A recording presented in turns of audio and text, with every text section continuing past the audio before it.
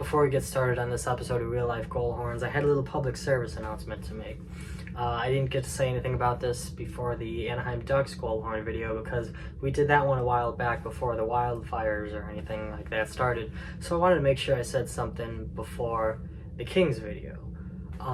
The Los Angeles Kings, the Anaheim Ducks, Fanatics, and the NHL have all teamed up, partnered together to make some awesome LA Strong merch.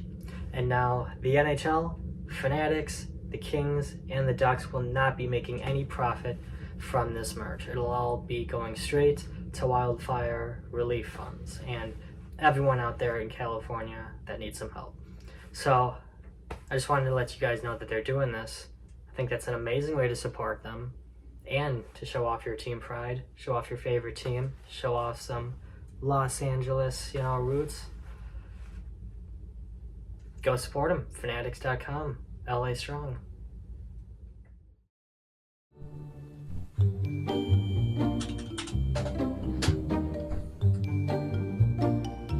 Oh, hey. It's that scratch off from a couple weeks ago.